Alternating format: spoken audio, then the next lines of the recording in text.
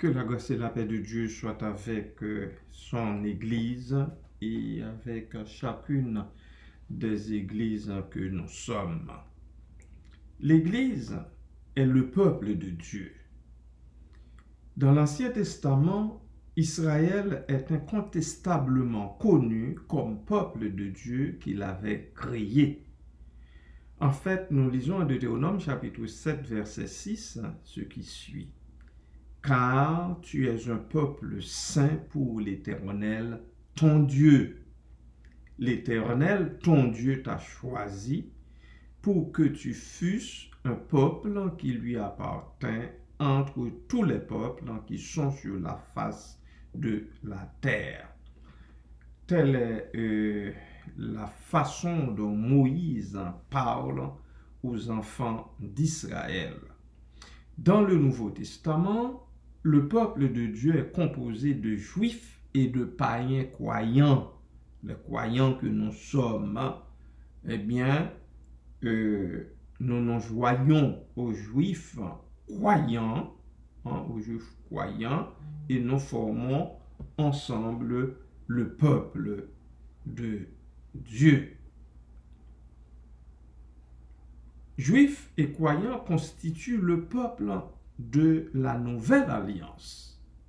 Israël n'a pas reconnu ni accepté le Fils de Dieu quand il le visita. Nous le savons tous. Aussi Dieu a-t-il décidé de créer un nouveau peuple en Jésus-Christ.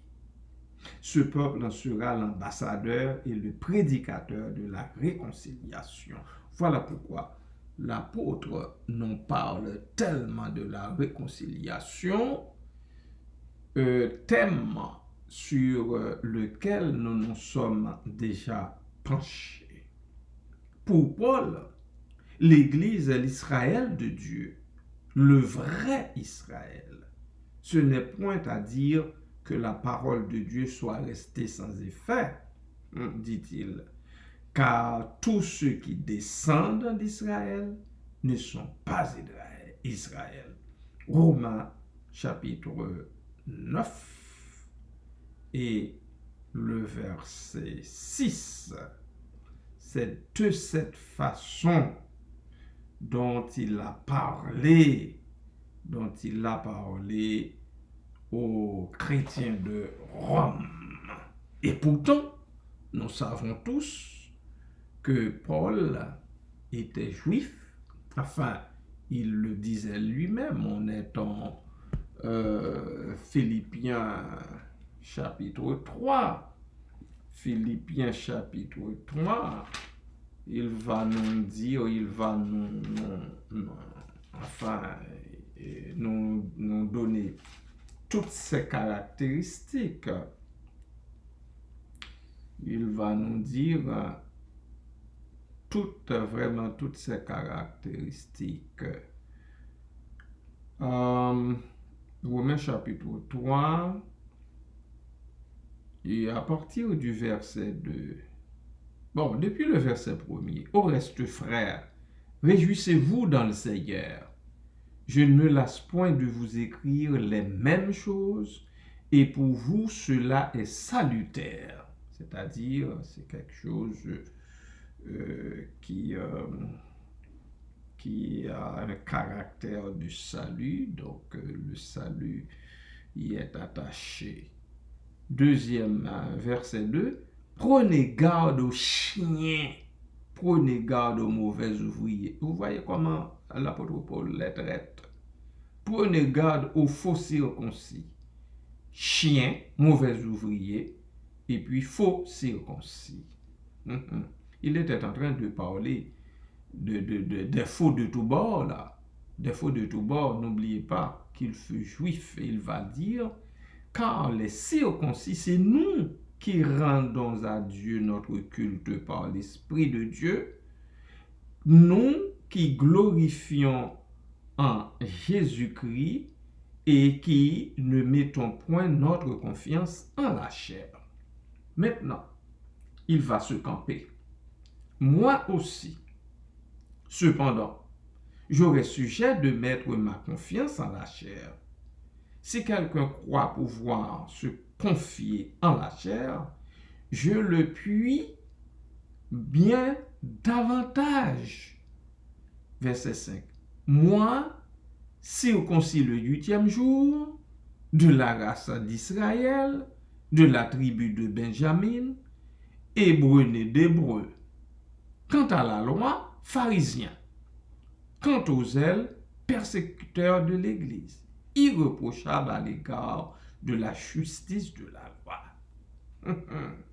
Il continue pour dire, mais ces choses qui étaient pour moi des gains, je les ai regardées comme une perte à cause de Christ.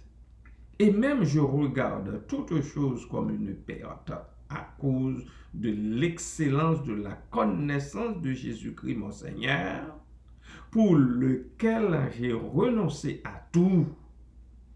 Je les regarde comme de la boue afin de gagner Christ et d'être trouvé en lui, non avec ma justice, celle qui vient de la loi, mais avec celle qui s'obtient par la foi en Christ, la justice qui vient de Dieu par la foi. C'est de cette façon-là dont il a parlé aux chrétiens de Philippe, à l'église de Philippe et aussi à toutes les églises. À toutes les églises.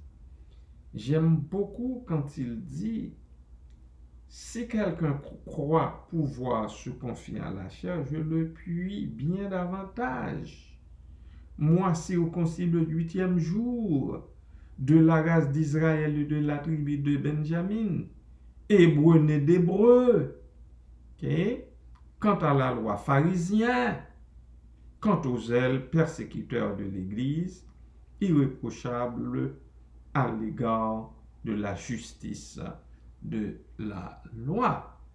Alors, il a abandonné, il va dire au verset 7, pourquoi ne pas lire ça aussi? Mais ces choses qui étaient pour moi des gains, je les ai regardées comme une perte à cause de Christ.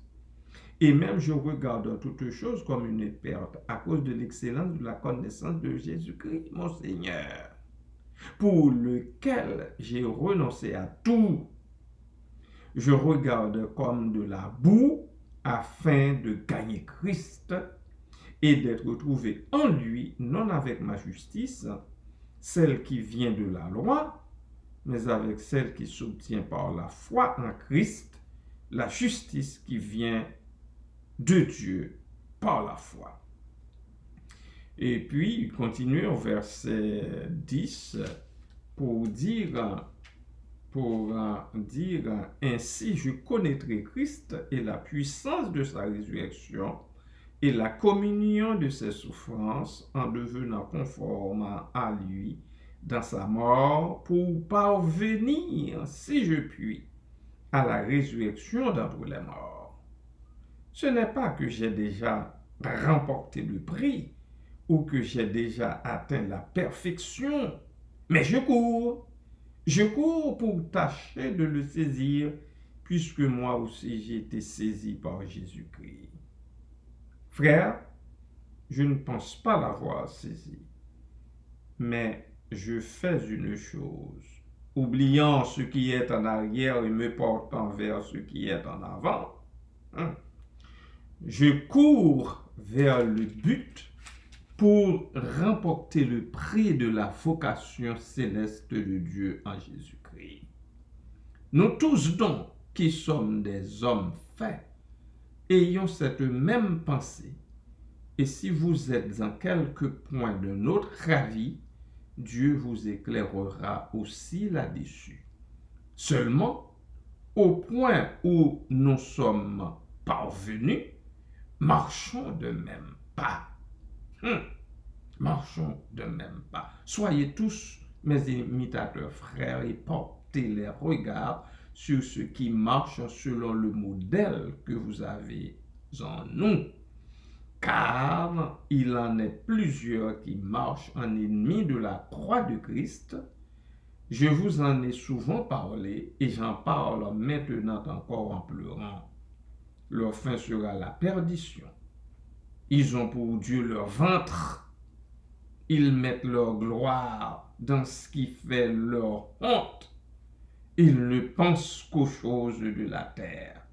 Mais nous sommes citoyens des cieux. Alléluia. D'où nous attendons aussi comme sauveur le Seigneur Jésus-Christ, qui transformera le corps. Je vais relire ça parce que quelque part j'ai glissé. Mais nous sommes citoyens des cieux, d'où nous attendons aussi notre sauveur le Seigneur Jésus-Christ, qui transformera le corps de notre humiliation en la rendant semblable au corps de sa gloire, par le pouvoir qu'il a de s'assujettir toutes choses. Alors, voilà comment l'apôtre Paul se présente-t-il aux chrétiens de Philippe. Voilà comment il se présente à tous les chrétiens, aux chrétiens de tous bords, aux chrétiens de tous azimuts. Bien-aimés, l'Église, il va nous dire, après l'Église est la vraie descendance d'Abraham. Et si vous êtes à Christ, vous êtes donc la postérité d'Abraham, héritier selon la promesse, selon Galates chapitre 3, verset 29. Galates chapitre 3, verset 29. Alors, n'écoutez pas les gens qui auraient essayé de vous fourvoyer. Écoutez la parole de Dieu. Suivez Jésus-Christ. Ouvrez vos cœurs à l'Esprit Saint, l'Esprit de vérité que le Seigneur a envoyé pour nous instruire dans toute la vérité. Soyez bénis en lui, bien-aimés de Dieu.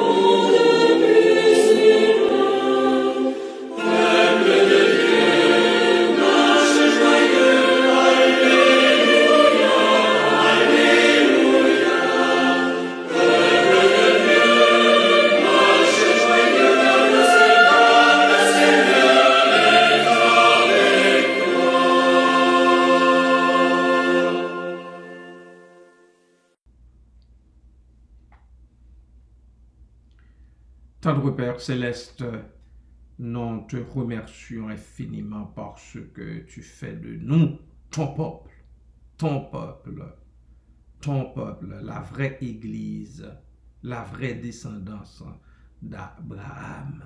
L'apôtre le disait aux Galates, et nous le croyons bien aussi, puisque le sang de Christ a coulé à flot pour le pardon des péchés de plusieurs. Or, nous sommes comptés parmi ces plusieurs. Nous en bénissons ton Saint-Nom. Ce n'est pas nous qui sommes allés chercher cela, mais toi, Père, tu as tout mis en œuvre pour que nous y parvenions. Merci, Père. Merci pour l'Église. L'Église qui est la vraie circoncision. L'apôtre le dit en Philippiens 3.3, car les circoncis, c'est nous qui rendons à Dieu notre culte par l'Esprit de Dieu, qui nous glorifions en Jésus-Christ et qui ne mettons point notre confiance à la chair. Merci Seigneur, merci parce que c'est ton œuvre, elle n'est pas nôtre, loin de là. L'esprit du malin s'empare trop facilement de notre esprit pour que nous ayons la pensée de ton éternité bénie, pour que, oh Dieu, nous te cherchions, tout simplement.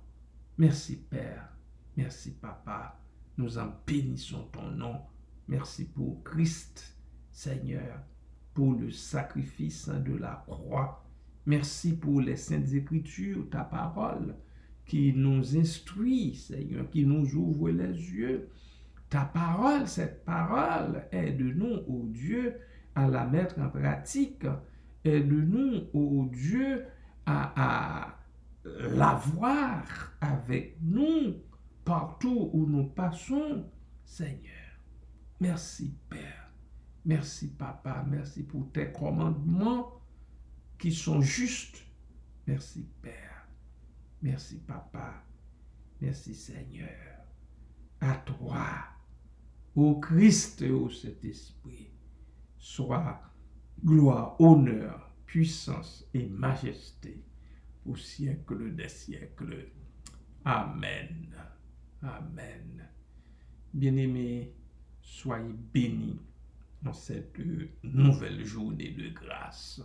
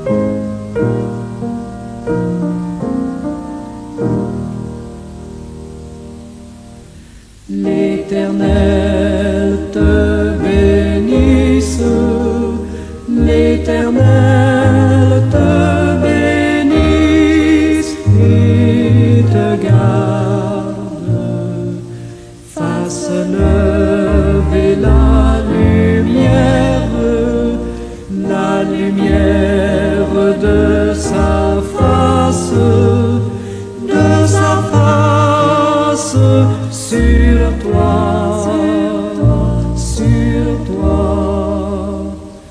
Use de grâce envers toi et te donne la paix, et te donne la paix.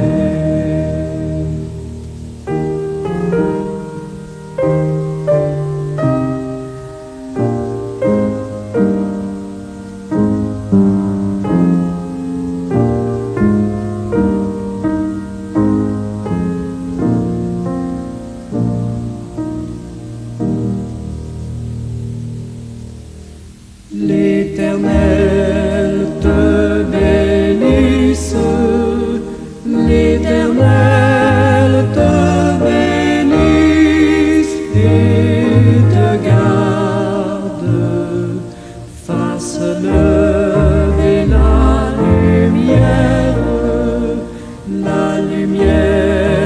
de sa face sur toi, sur